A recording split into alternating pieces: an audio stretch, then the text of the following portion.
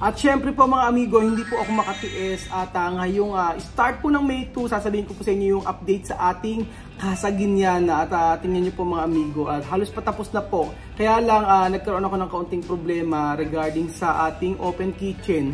At ayan, kung nakikita nyo po, ito napakadiwara. Madiwarang po ito, parang sa Chamercy. Yung etong design na ito talagang mahirap daw gawin. Sabi nga ganoon ay dito sila halos sa tagalan.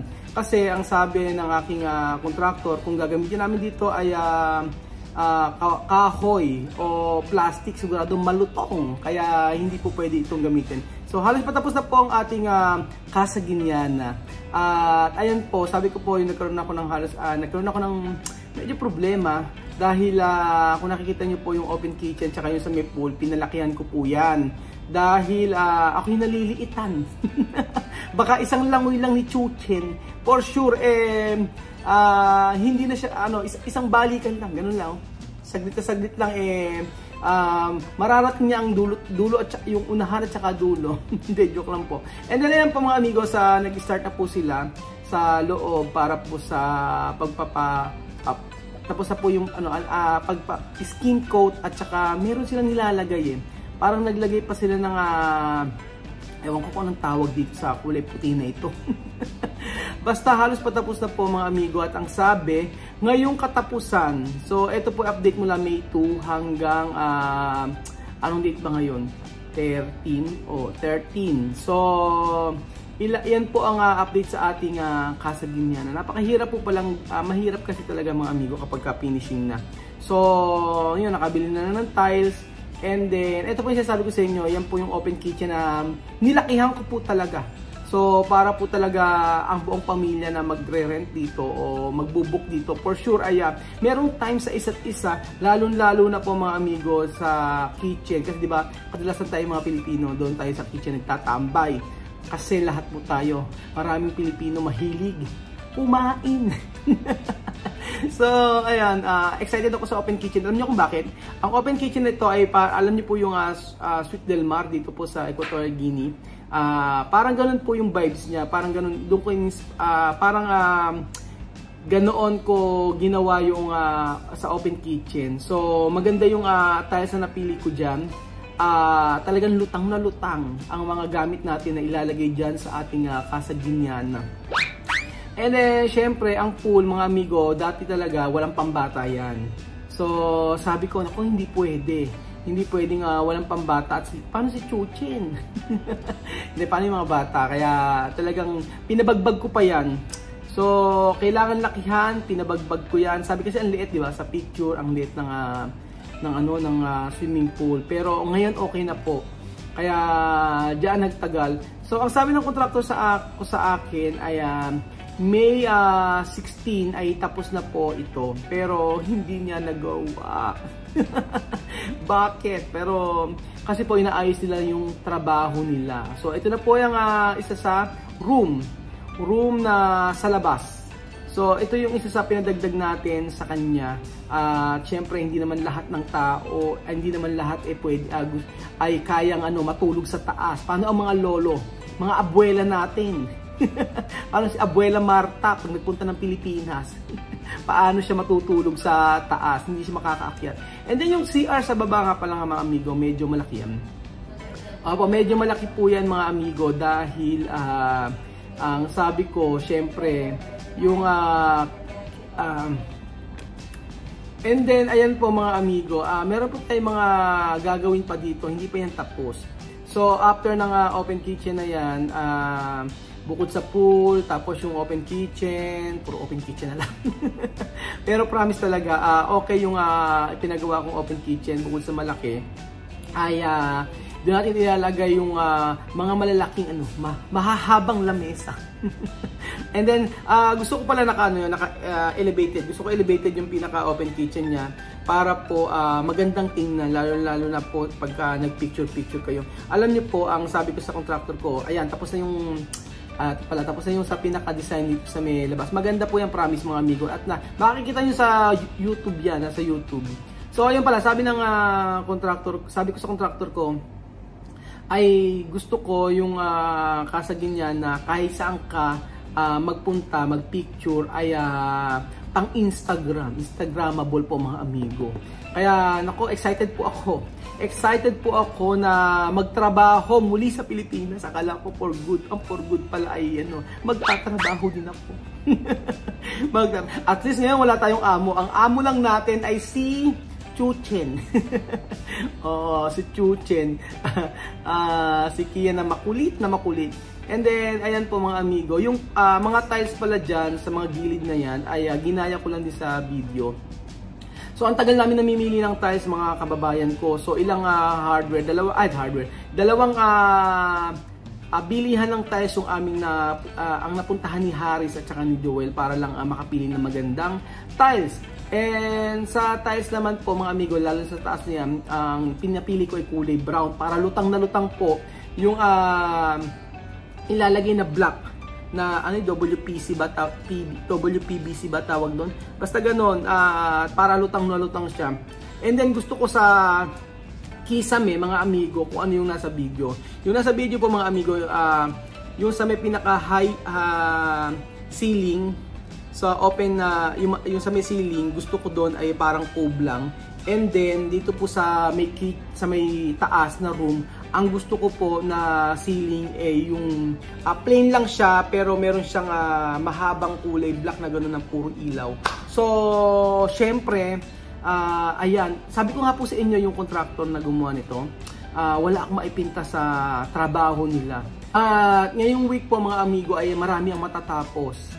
For sure, nakapag-start na sila sa pagtatile. So i-update ko po kayo mga amigo. Akala ko nga 2 video lang ipapakita ko sa inyo sa ating negosyo sa Pilipinas. Hindi pala, hanggang part 3 pa ito, hanggang nag-update si Haris. So thank you so much kay Haris na araw-araw ay nagbibideo at ipinakikita ko ano yung natapos. Kasi mula umpisa po yan mga amigo hanggang matapos ay hanggang mula simula hanggang magpa-finish po mga amigo, lahat ng mga materyales alam ko po kung ano ang nilagay. So, thank you so much sa mag-asawang si Princess at saka si Haris dahil sila talaga halos yung nagpursige dito. Kaso ano ba ibibigay ko sa kanilang ano ang bibigay ko sa kanila? Hindi, syempre binibigyan natin sila every month. Si Princess meron sahod dyan sa pag-edit, si Haris din sa pagtitingin dito ay may sahod din. Pero syempre, once na maging okay ang negosyo na ito mga amigo, marami tayong marami tayong plano.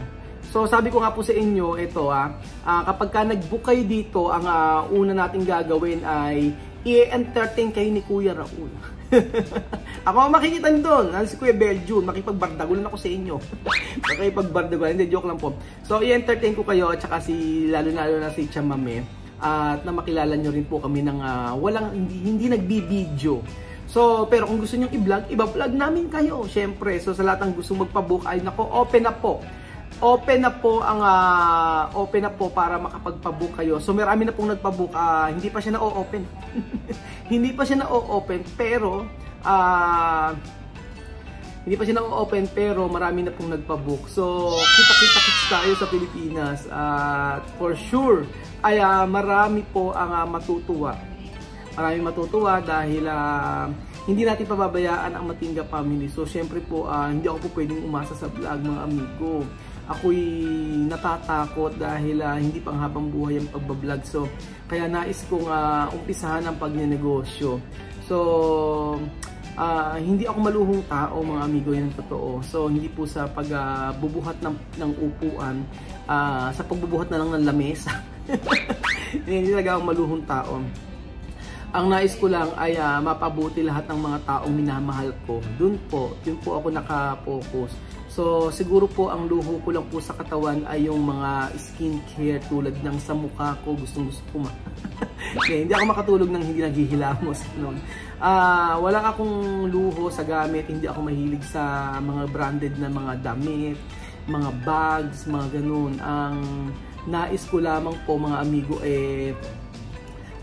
makapag-ipon syempre. So mula nang nag-vlog tayo mga amigo, ang totoo po niyan ay tayo ay mula nang nakilala ang pamilya Matingga ay wala tayong ginawa kung hindi syempre mag-save, mag-ipon. Kasi syempre, hindi natin malalaman ang bukas. Kasi marami tayong plano sa pamilya ni Matinga. Mula nung sinabi ni Tia Mami na hindi na siya babalik, at saka yung mula nung nakilala ko sila misma, sabi ko, ito yung pamilya na karapat dapat na tulungan. So hindi ako papayag na mag-video lang sa kanila tapos ibigay yung pang-araw-araw, bigyan ng sahod. Hindi ako kontento. Ang gusto ko ay mabago yung tunay na buhay nila.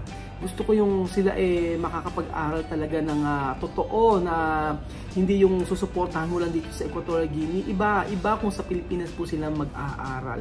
So ang ating mga amigo, ang ating obligasyon sa pamilya Matinga, lalo na sa mga bata, ay hindi po nagtatapos sa pagpapakain. Bagkus yung makita natin sila na may nagbabago sa kanilang buhay. Ano nga ba yung magbabago sa kanilang buhay? Siyempre, yung matuto sila mag-English, matuto sila makipag-communicate sa amin, at sa atin, matuto sila na bumili sa Pilipinas ng sila lang. So, syempre sa una, kailangan natin silang subaybayan. Pero, nakita ko yung kabutihan ni Tia Mami. I'm for sure na kung may magkasabi na ako, lalaki ang ulo ni Tia Mami pagdating sa Pilipinas siya, kapag natuto ng Tagalog, natuto ng English, marunong mamuhay mag-isa, lalaki ang ulo niya, yung mga ganon, kesyo ibang mga Aprikana. Nako mga amigo, from the very start na nakilala ko ang pamilya Matinga, ibang-iba po talaga sila. At ibang-iba si Tia Mami. Nakita ko kung gaano siya, nakita ko na hindi siya abusado. And then pangalawa, nakita ko sa kanya na masaya na siya na maging maayos ang buhay ng kanyang mga anak. Nakita ko yung kabutihan ng kanyang puso. At mga amigo, yun lang ay patunay na dapat kong tulungan ito. So, ayoko na umalis ako dito sa bansa na ito. Kung tutuusin mga amigo, ay pwede naman akong umuwi na ng Pilipinas. At syempre, may pera naman si Tia Mami. At pwede na mag-aral ang mga bata sa Equatorial Guinea. Pero hindi po ako kontento. Parang nandoon yung aking magigilty ako. Dahil gusto ko yung pagtulong ko ay yung may mababago talaga yung buhay. Okay, meron silang pera, may paupahan, merong ipon si Tia Mami, pero hindi yun mga amigo. Paano yung mga bata? 12 anak ni Tia Mami. Alam ko iba-iba ugali ng mga bata. Alam ko po mga amigo kung gaano nahirapan si Tia Mami. So ayan po mga amigo, ang dami ko nang sinabi. So balik po tayo sa ating resort. Gusto ko lang po malaman ninyo na kasi ang resort na ito, kaya pinangalanan ko. Kaya ako pinangalanan ka sa Guiana, ba't hindi ka sa Pilipina? Bakit daw Guiana? Kasi po mga amigo, nakilala tayo dito sa Equatorial Guinea at gusto ko na ang hotel nito ay ang vibes nito ay Africa. Africa na inspired na resort po mga amigo.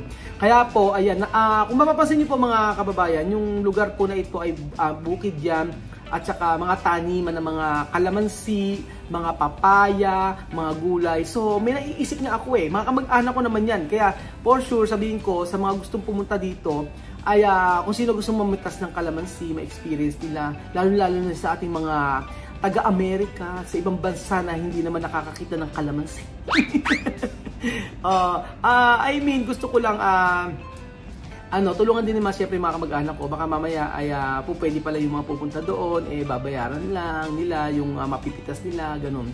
So siyempre, meron yung lupa po pala na ito sa may bandang likuran ay amin pa. So sa mga kapatid ko yon, pero thank you kay Princess, kay Romeo Francisco Jr. Pangalan sa tatay ko.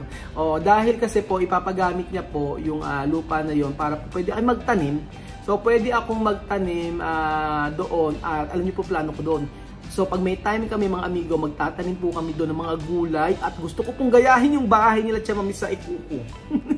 Tatataas pa yung kamay, yung paa ko nun. Gusto kong gayahin yung bahay nila Tia Mami sa Ikuko. So bago kami umalis, kailangang picturean ko yun. Siyempre excited na ako dahil ang dami nating plano sa Casa Guiana. So dito ako maglalagi mga amigo. Dito ako maglalagi at ayan, nakikita niyo po mga amigo, tinanggal na po.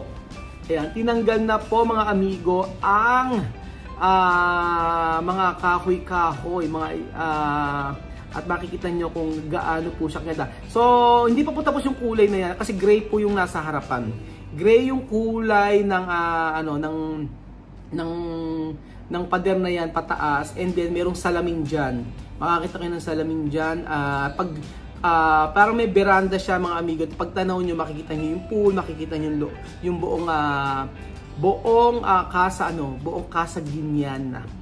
Casa Guiana.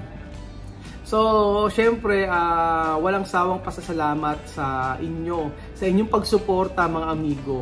Maraming salamat po dahil sa inyo ay nakapagpagawa tayo ng ganitong klaseng negosyo na malaki ang maitutulong para sa mga Guineana. So, I promise na magpapatuloy po ako na sa pagtulong nila, pagtulong kila Tia Mami. Hindi ako magsasawa hanggang nandyan po kayo. At alam ko, mahal nyo sila Tia Mami at mahal nyo rin po ako. Thank you so much po. At God bless. Update ko po kayo sa mga susunod na video tungkol po sa Casa Guiana. God bless po.